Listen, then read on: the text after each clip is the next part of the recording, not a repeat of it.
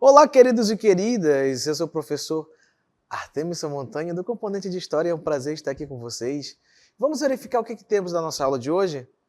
Nossa aula de número 23 temos revisão e avaliação. Isso mesmo, revisão e avaliação. Então fique atento para a nossa aula. Vamos começar?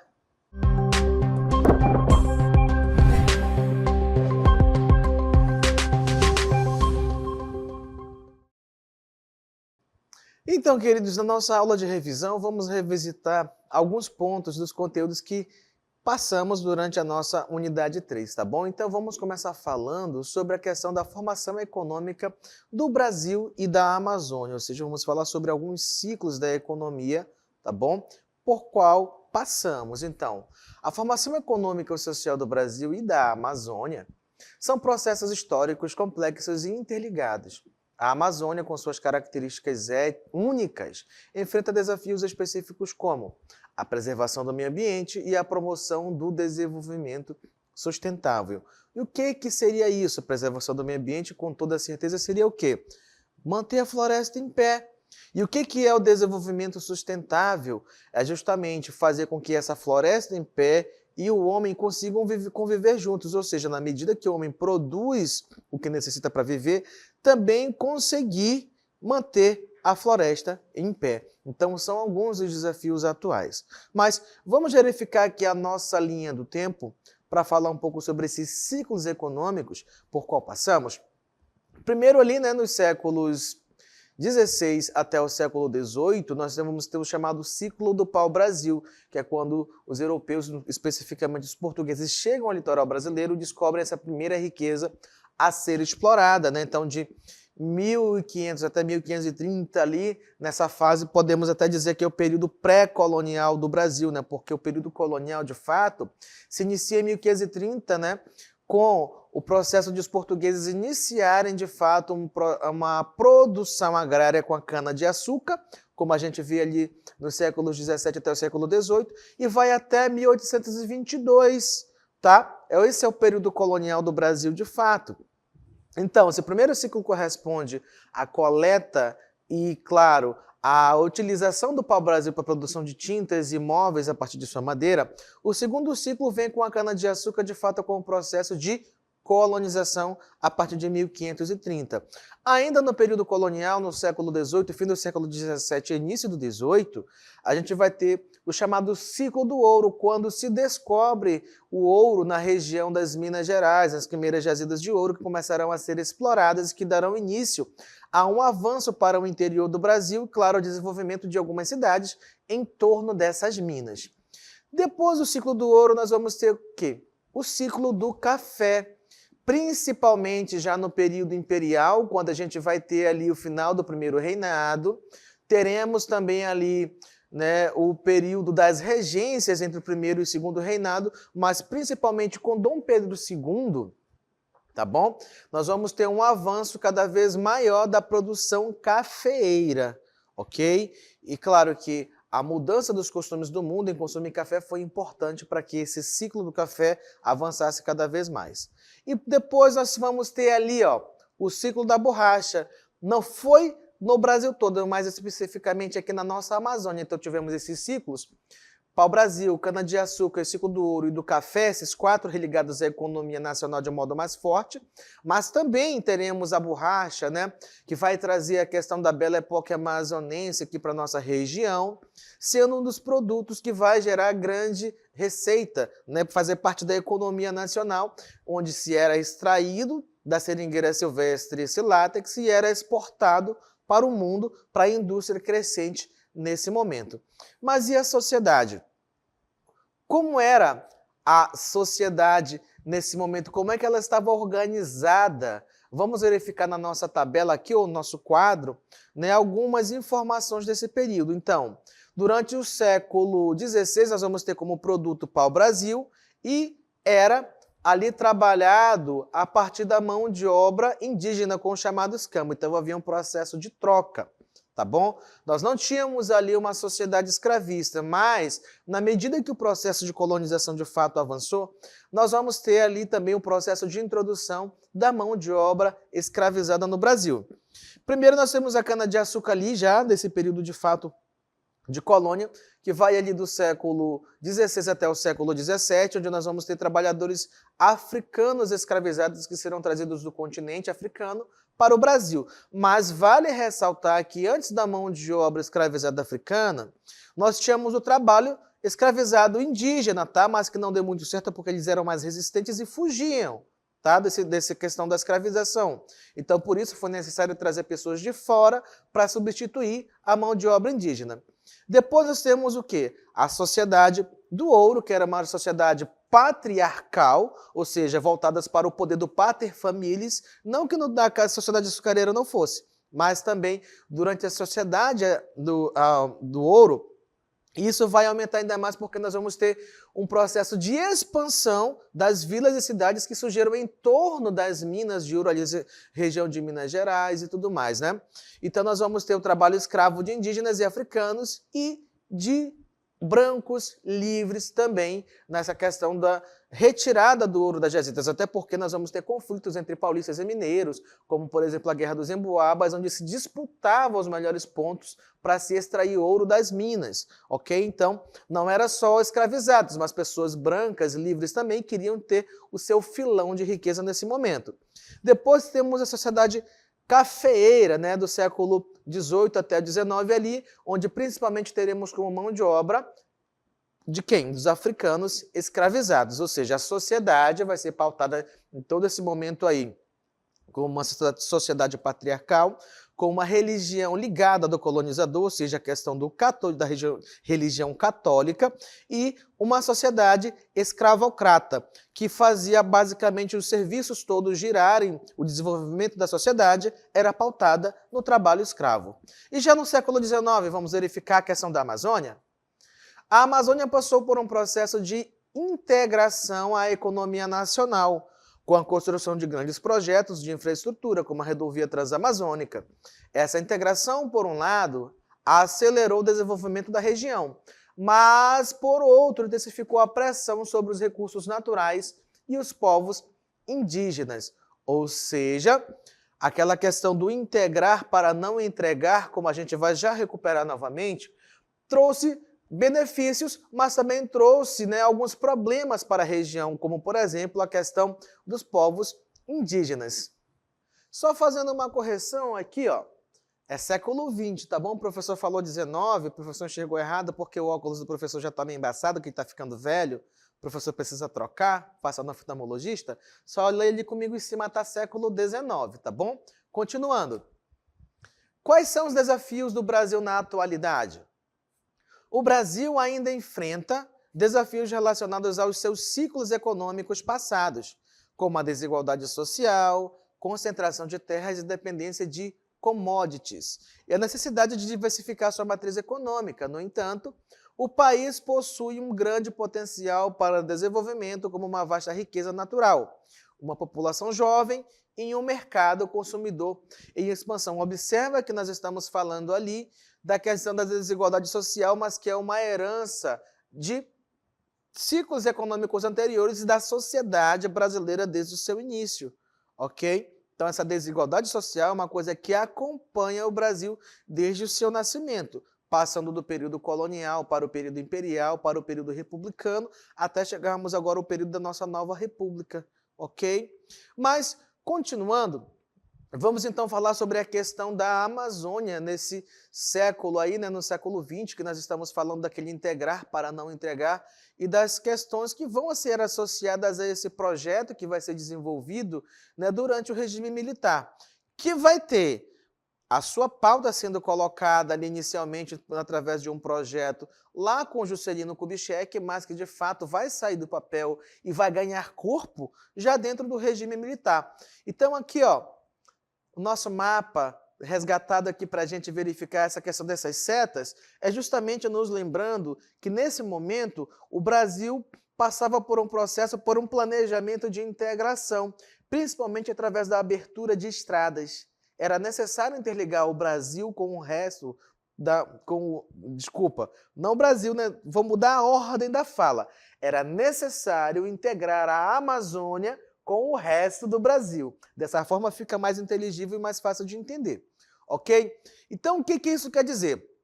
Até esse momento, o Amazonas era considerado um grande vazio demográfico, com áreas que eram desocupadas por pessoas. Então era necessário transformar esses vazios demográficos em áreas produtivas e ocupadas por pessoas. Então os projetos que surgiram com essa visão estão dentro, tá, do regime militar. Mesmo tendo sido pensado no governo de Juscelino Kubitschek, é nos governos militares, como eu disse para vocês, que isso vai ganhar corpo e vai ser colocado para andar. Ok? Então, integrar para não entregar era a ideia principal. Então, integrar para não entregar a Amazônia na ditadura militar. O início da ditadura deixou suas marcas na ocupação da Amazônia. Dentro de um discurso nacionalista, os militares pregam a unificação do país. Além disso, é preciso proteger a floresta contra a internacionalização. Em 1966, o presidente Castelo Branco fala em integrar para não entregar. Ok? Então essa é uma menção a uma fala do presidente naquele momento. Por conta desse pensamento, vamos ter a chamada Operação Amazônia surgindo. Vamos ver algumas características dessa operação? Então, a Operação Amazônia foi uma reunião de medidas, projetos e decretos implementados na região norte, com a justificativa de minimizar ou eliminar o atraso econômico na Amazônia. Essas medidas determinavam que a ocupação da região seria efetuada por meio de uma política centralizadora, interventora e modernizadora. Sabe o que isso quer dizer? Que o governo federal controlaria esse processo. Mas, como eu disse para vocês, isso vai ganhar corpo e força dentro do regime militar, principalmente no primeiro governo, né, do Castelo Branco, que vai trazer essa ideia, pegando lá do Juscelino Kubitschek, agora trazendo novamente para a pauta de discussão. Mas, por exemplo, um desses projetos vai acontecer como a criação da Zona Franca de Manaus, já dentro do governo do Emílio Garrastazu Médici. Então, ao longo dos governos militares, esses projetos foram sendo desenvolvidos. Algumas instituições também que estavam ali sob liderança do governo federal também foram criadas, instituições financeiras e também administrações, como por exemplo, a gente sabe que o BASA, né, o banco, foi criado justamente com esse propósito de financiar esses projetos de desenvolvimento. E a SUDAM, a Superintendência de Desenvolvimento da Amazônia, administrava essas questões. Mas vamos falar um pouco sobre essa origem então. Aqui temos a imagem de quem? Do Castelo Branco, Humberto de Alencar Castelo Branco, é o completo nome dele. Então a origem do projeto remonta um discurso de 1965 do primeiro presidente do período da ditadura militar, Humberto de Alencar Castelo Branco, que comentou sobre o desenvolvimento regional, planejando a contribuição da iniciativa privada nesse processo. Continuando, os argumentos para a integração da Amazônia iam desde o vazio demográfico até a cobiça estrangeira, passando pela segurança de muitas fronteiras da região e pela proposta de interesses alienígenas no sentido de sua internacionalização. Ou seja, acabar com vazios demográficos, trazer desenvolvimento econômico e produtivo agrícola também, além da questão da proteção das grandes fronteiras e evitar que a cobiça internacional de outros países recaísse sobre a Amazônia. Esse era o mote, né, da defesa de por que iniciar tantos projetos de desenvolvimento para a Amazônia. Então vamos lá, falar justamente sobre isso. Plano de Desenvolvimento da Amazônia, o PDA. Em 1970 foi estabelecido o Plano de Desenvolvimento da Amazônia, como um desdobramento do Plano Nacional de Desenvolvimento. O PDA tinha como objetivo planejar os investimentos e projetar a colonização da região pelos 4 anos seguintes. Como assim projetar colonização? A Amazônia já não era ocupada pelos povos ribeirinhos, caboclos, povos nativos? Sim, mas nesse momento, por conta da existência daqueles vazios demográficos que a gente citou aqui para vocês já, ou seja, em áreas desocupadas por seres humanos e também sem produção agrícola, nenhum tipo de produção econômica, essas áreas consideradas vazios demográficos eram projetadas ali para essas áreas pelo governo que se trouxesse pessoas de outras regiões, do sul, do nordeste, e que essas áreas fossem ocupadas e que servissem para desenvolvimento de quê? Da agricultura, principalmente, ok? Então, por conta desses projetos todos, a gente vai ver surgindo também novos focos econômicos ali que poderiam servir para o desenvolvimento da região. Não só a migração de pessoas de outros estados, como também, por exemplo, a criação do Polo Industrial de Manaus, a Zona Franca de Manaus, ok? Vamos falar um pouco sobre isso. Então, a Zona Franca de Manaus saiu do papel mediante a Lei número 3.173, sancionada pelo presidente Juscelino Kubitschek em 1957. Então, a Lei 3.173 de junho de 1957 ementa. O que é ementa? É o conteúdo da lei, o que ela diz. Então, essa lei criava, ou melhor, criou uma zona franca na cidade de Manaus, capital do estado do Amazonas, e dá outras providências. Então, o Polo Industrial de Manaus, que, para vocês saberem, aqui onde nós estamos situados, os prédios aqui do Centro de Mídia e Educação do Amazonas, está bem do lado do Polo Industrial, aqui no bairro Japinha, atravessando a avenida ali, nós estamos no Polo Industrial. Ou seja, é uma grande referência na produção de artigos eletroeletrônicos, como também de comércio. Grande parte do Brasil recebe esses produtos, além também de serem exportados. Então, isso gera muitos empregos, e era justamente essa a finalidade do projeto, gerar empregos e trazer desenvolvimento econômico, ok? Continuando.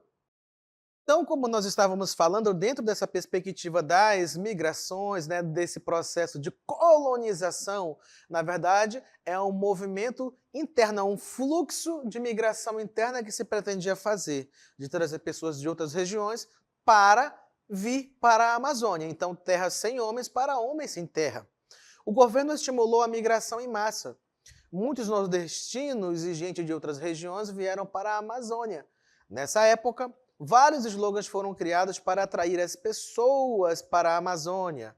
Entre eles podemos citar: Amazônia, celeiro do mundo, integrar para não entregar, a Amazônia, vazio demográfico, que são justamente alguns dos conceitos que a gente está falando aqui durante a nossa aula.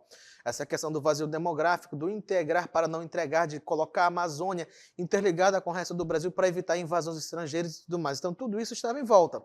Como, por exemplo, aqui nessa nossa imagem, nós temos um exemplo do que seria esse vazio demográfico, Grandes áreas de terras desocupadas, onde não se tem agricultura, não se tem moradia, não se tem pessoas habitando esses locais, ok? Então vamos lá, continuando. Vale ressaltar que a maioria dos projetos governamentais para a Amazônia não levaram em consideração as peculiaridades da região, como, por exemplo, a questão de solo e clima, Então não é em qualquer parte do Amazonas que você pode ter boa colheita agrícola.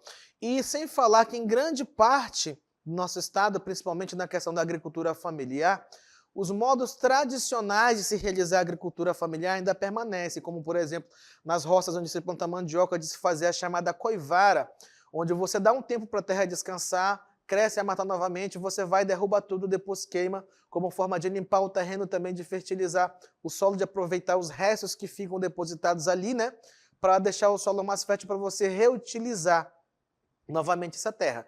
Então, esses métodos tradicionais ainda permanecem até hoje, mas que muitas vezes também acabam gerando a questão da poluição por conta do excesso de fumaça que surge dentro dela.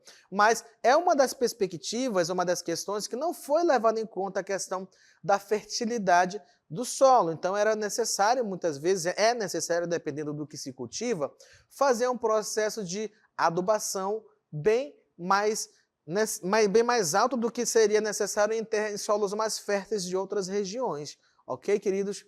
Então, novamente, aqui nós temos o nosso mapa para nos lembrar justamente desse período do processo de integração da Amazônia ao restante do país. Pelo menos foi o que se tentou fazer, abrindo estradas, trazendo o processo de migrações internas de fluxos migracionais de outras regiões para cá, ou criando instituições financeiras como o BASA e ainda instituições de desenvolvimento, como a Sudam, ok? Então, muito obrigado a todos vocês pela atenção e essa foi a nossa aula.